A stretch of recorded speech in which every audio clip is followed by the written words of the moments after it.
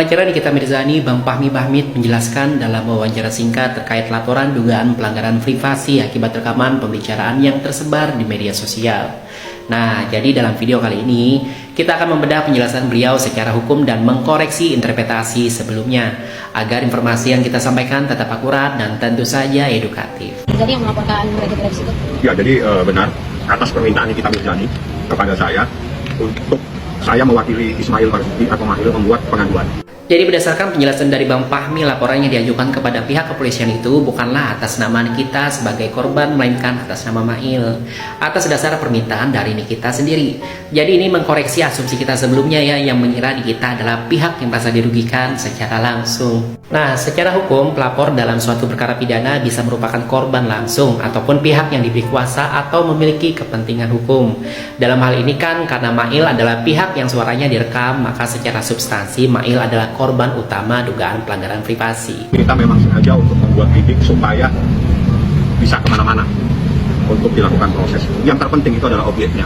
Objek yang kita laporkan itu adalah adanya perbuatan melakukan merekam percakapan seseorang tanpa izin daripada orang tersebut. Itulah. Pernyataan bahwa laporan ini masih dalam tahap penyelidikan menunjukkan bahwa memang belum ada penetapan tersangka ataupun terlapor spesifik, guys. Ini sejalannya dengan prinsip penyelidikan dalam KUHP, di mana penyidik belum wajib menetapkan identitas pelaku hingga terdapat bukti yang cukup. Artinya hingga saat ini laporan tersebut lebih bersifat mendeskripsikan peristiwa hukum, bukan menuduh secara langsung. Maka wajar ya apabila pengacara pihak dari Dr. Raja Gladys kemarin belum menerima surat panggilan atau informasi apapun secara resmi, karena belum tentu kliennya menjadi pihak yang akan dimintai keterangan dalam waktu dekat ini. Yang jelas, yang kami jadikan barang bukti itu adalah percakapan yang lagi beredar, dan itu adalah rekaman. Dan yang akan dicari nanti siapa yang melakukan yang merekam, karena berdasarkan Undang-Undang ITE pasal 31 itu melakukan perekaman itu apabila tanpa izin seseorang itu tidak dibenarkan. Nah, di bagian ini Bang Fahmi menegaskan bahwa yang sedang didalami itu adalah siapakah pihak yang merekam dan menyebarkan percakapan tersebut.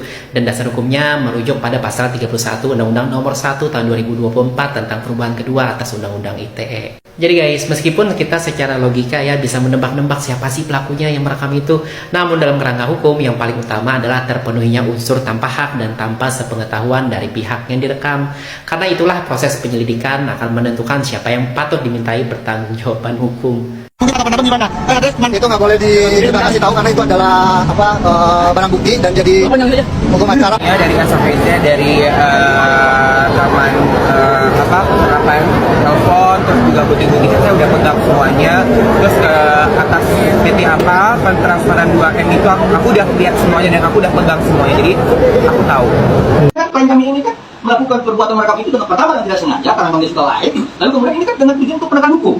Ya, tapi kalau juga. Nah, dari video barusan terdapat cuplikannya yang memunculkan dugaan bahwa pelaku rekaman atau penyebar adalah orang yang sama.